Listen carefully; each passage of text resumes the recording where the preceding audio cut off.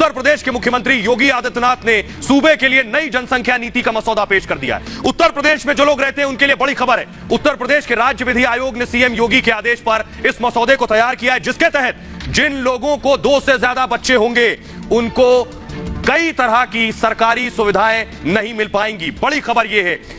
साथ ही किसी तरह की सब्सिडी भी नहीं मिलेगी अगर 2 से ज्यादा बच्चे होंगे, और ऐसे लोग स्थानीय चुनाव भी नहीं लड़ पाएंगे। मसौदे के मुताबिक 2 से ज्यादा बच्चे वाले अभिभावक 77 तरह की, जी हां 77 तरह की सरकारी योजनाओं और अनुदानों का लाभ नहीं ले सकेंगे। जिन लोगों के 2 से ज्यादा बच्चे होंगे वो सरकारी नौकरी नहीं कर पाएंगे, यानी उन्हें सरकारी नौकरी नहीं मिलेगी। इसके अलावा जो लोग पहले से सरकारी नौकरी कर रहे हैं, देखिए जरा बड़ी खबर ये, अगर पहले से सरकारी नौकरी कर रहे हैं और बच्चे 2 से ज्यादा हैं तो उनके 2 से ज्यादा बच्चे हैं, उन्हें अब प्रमोशन नहीं दिया जाएगा।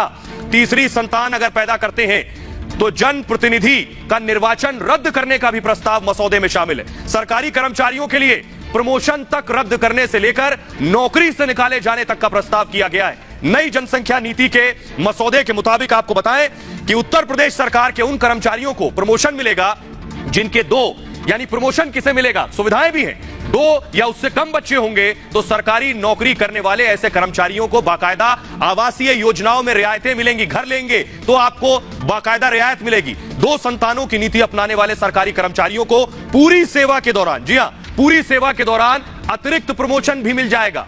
2 बच्चे पैदा करने वाले ऐसे लोग जो सरकारी नौकरी में नहीं है उन्हें भी कई तरह की छूट दी जाएगी। छूट में क्या क्या शुमार है देखिए जरा।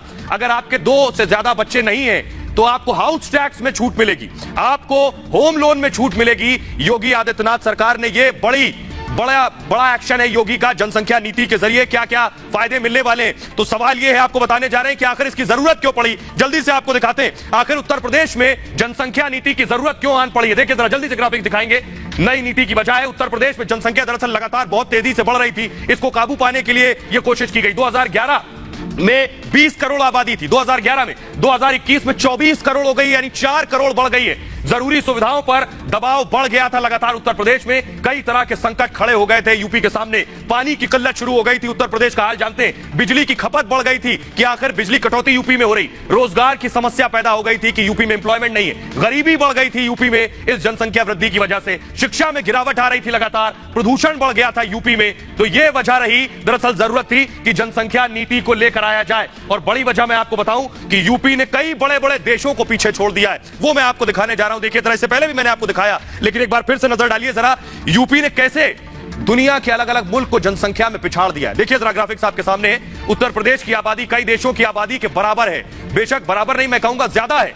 आप हैरान हो सकते हैं लेकिन ये एक सच्चाई है। देखिए जरा उत्तर प्रदेश में 24 करोड़, उत्तर प्रदेश की आबादी आपके सामने देखिए जरा, 24 करोड़ यूपी में है। एक मुल्क पाकिस्तान, पड़ोसी मुल्क है, दूर जाने की जरूरत नहीं है, पाकिस्तान की आबादी भी यूपी से कम है। अगला देश लेकर आइए, 23 करोड़ पाकिस्तान की आबादी है। बांग्लादेश 16 करोड़, यानी उत्तर प्रदेश से कम आबादी बांग्लादेश की है, पड़ोसी मुल्क है। बांग्लादेश में 16 करोड़ आबादी है। तीसरा देश देखिए, ब्राजील की आबादी 22 करोड़ है, 22 करोड़, 24 करोड़ यूपी में, यानी ब्राजील से भी आगे है उत्तर प्रदेश। आपको सीधी और सरल भाषा में समझाते हैं, इससे फायदा क्या होगा। आपकी कितनी तनख्वाह है, 30,000, 40,000। देखिए क्या होता है, दरअसल आपको बताने जा रहे हैं, ये जान लीजिए कि यूपी में आबादी विस्फोट को रोकने के लिए नई नीति लाई जा रही है। उसमें क्या क्या है ये भी हम आपको बता दिया है, लेकिन अगर ये नई नीति आती है तो इससे फायदा क्या होगा यह समझना जरूरी है। इसे समझाने के लिए आपको एक उदाहरण हम दे रहे हैं, जरा इसे समझिए। मान लीजिए कि 2 लोगों का महीने का वेतन है 40,000 रुपए। 2 परिवार आपको नजर आ रहे हैं, एक मेरे दाईं तरफ और एक बाईं तरफ। अगर दोनों की तनख्वाह है महीने की 40,000 रुपए तनख्वाह है, एक परिवार में सिर्फ 1 बच्चा है, दूसरे परिवार में है 3 बच्चे। अब जरा सोचिए दोनों परिवारों में कितना फर्क आ जाता है केवल बच्चों के आधार पर। जिस परिवार में 1 बच्चा है वो उस बच्चे को अच्छा खाना दे पाएंगे अगर 40,000 तनख्वाह है, बनिस्बत मुकाबले जिस परिवार में 3 बच्चे, उनको 40,000 में 3 बच्चों का पेट भरना होगा। लाजमी है कहीं ना कहीं खाने में कुछ ना कुछ कमी रह जाएगी। ऐसे ही बात एजुकेशन की कर लीजिए। बच्चे की पढ़ाई, दोनों की तनख्वाह, दोनों परिवार की तनख्वाह 40,000 रुपए है, एक के 1 बच्चा है, एक के 3 बच्चे। ऐसे ही शिक्षा, जिसके 1 बच्चा है उसे 1 ही बच्चे की फीस देनी है, वो अच्छे स्कूल में दाखिला कराएगा, लेकिन जिसके 3 बच्चे हैं वो उसी 40,000 में 3 बच्चों को पढ़ाएगा। दाखिला कराने से पहले स्कूल की फीस और अपनी जेब दोनों देखेगा। नतीजा क्या होगा, औसत स्कूल में दाखिला कराना मजबूरी हो जाएगा।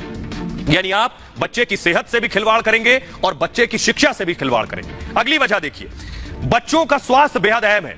अब जिस परिवार के एक बच्चा है वो अपने उस एक बच्चे के स्वास्थ्य का ध्यान बेहतर तरीके से रख पाएगा जिसकी 40,000 तनख्वाह होगी और एक बच्चे की परवरिश करनी है। जिसके 2 से ज्यादा बच्चे होंगे वो उस तरह से ध्यान नहीं रख पाएगा, क्योंकि डॉक्टरों की फीस से लेकर बच्चों के टीकाकरण और अस्पताल की फीस की बात मैंने की, इसके अलावा मेडिकल स्टोर का खर्चा, मान लीजिए दवाइयों का, ये सारे इंतजाम करने होंगे जो सीधे सीधे आपकी तनख्वाह पर असर डालेंगे। आधुनिक शिक्षा की बात करिए, पेशेवर शिक्षा की बात करिए, 40,000 जो कमा रहा है तो वो जब शिक्षा देगा, पेशेवर शिक्षा, तो शिक्षा आज के दौर में काफी महंगी है लेकिन जरूरी भी है। ऐसे में जिस परिवार में एक बच्चा है वो उसे अच्छी पेशेवर शिक्षा दे सकता है। थोड़ी प्लानिंग करनी होगी बस। जिस परिवार में 2 से ज्यादा बच्चे हैं वहां उन 3 बच्चों को एक जैसी उच्च शिक्षा देना मुश्किल हो जाएगा। नतीजा ये होगा कि यहां भी औसत कॉलेज ही देखना पड़ेगा। तो यानी सीधे सीधे इसका नुकसान क्या है ये मैंने आपको बताया। अब आपको बताते हैं, जल्दी से सुनिए यूपी के लोग क्या कह रहे हैं। आबादी के लिए हंटर तो योगी ने चला दिया है, क्या यूपी के लोग इसे स्वीकार रहे हैं? क्या यूपी के लोग गुस्से में हैं या उत्तर प्रदेश के लोग खुश हैं?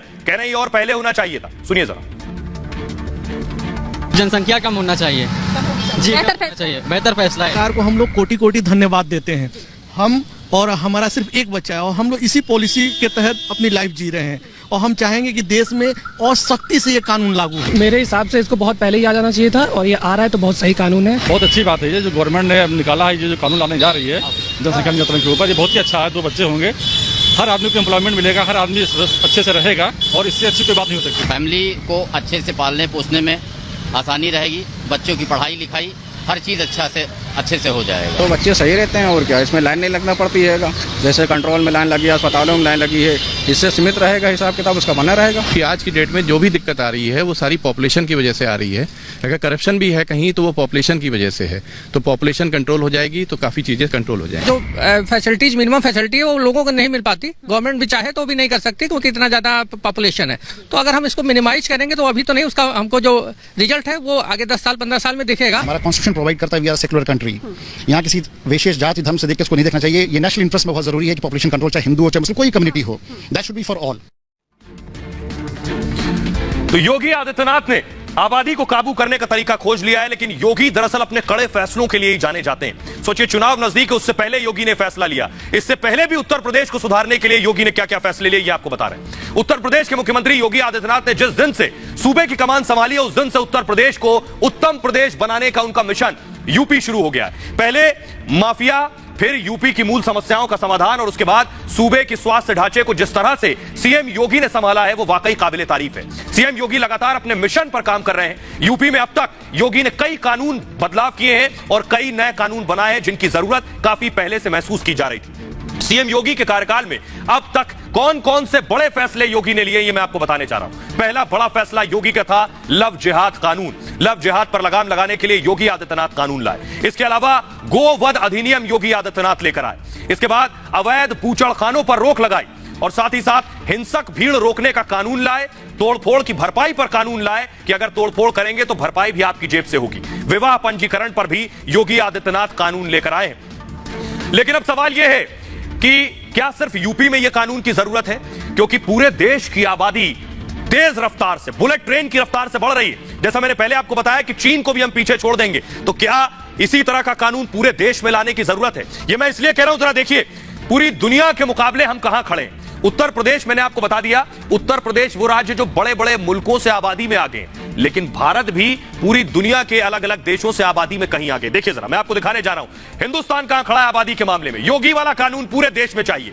139 करोड़ आबादी भारत की है, अमेरिका देखिए 33 करोड़, कहीं मुकाबला ही नहीं है। 139 करोड़ और 33 करोड़, दूर दूर तक कोई कंपैरिजन नहीं। दूसरा देश देखिए जरा, रूस 14 करोड़ और आबादी हमारी 139 करोड़, कोई मुकाबला नहीं है। रूस हमसे 5 गुना ज्यादा बड़ा है। चीन देखिए 144 करोड़ और हम 139 करोड़, सिर्फ और सिर्फ 5 करोड़ का फर्क है। सोचिए जरा, जो चीन हमसे 3 गुना बड़ा है।